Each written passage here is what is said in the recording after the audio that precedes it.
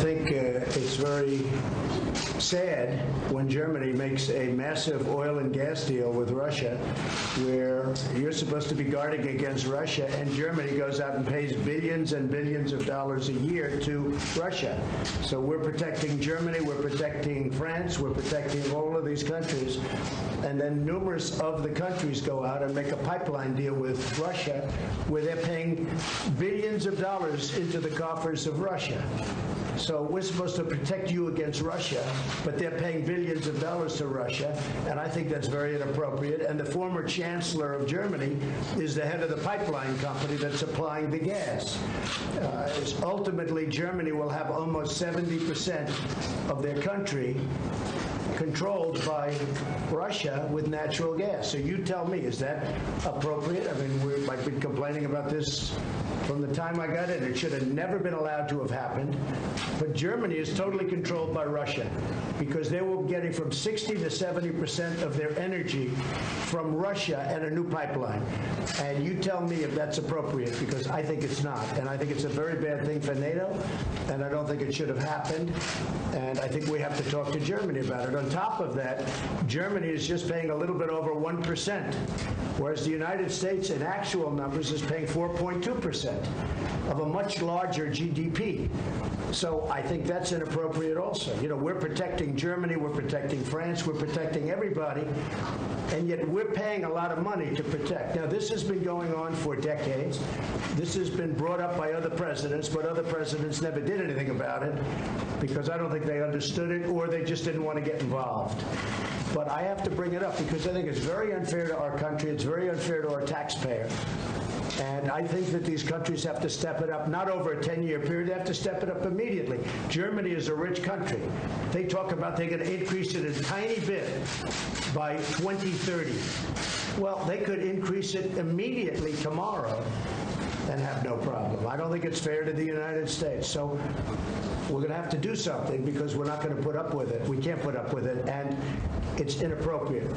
So we have to talk about the billions and billions of dollars that's being paid to the country that we're supposed to be protecting you against.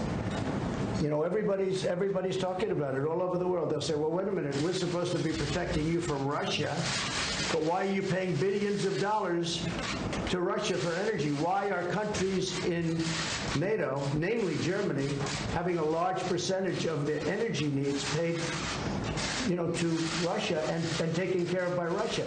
Now, if you look at it, Germany is a captive of Russia because they supply. They got rid of their coal plants. They got rid of their nuclear. They're getting so much of the oil and gas from Russia. I think it's something that NATO has to look at. I think it's very inappropriate. You and I agree that it's inappropriate.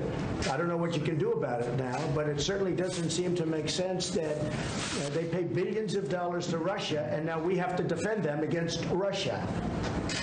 You know, NATO is an alliance of 29 nations, and there are sometimes differences and different views and also some disagreements. And the gas pipeline from Russia to Germany is one issue where allies disagree. But the strength of NATO is that despite these differences, we have always been able to unite around our core task to protect and defend each other because we understand that we are stronger together than apart.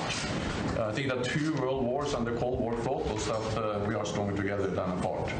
But how can you be together when a country is getting its energy from the person you want protection against or from the group that you want protection? Because we understand that when we stand together, also when dealing with Russia, we are stronger. I think what we have seen is that... No, you're just making Russia richer.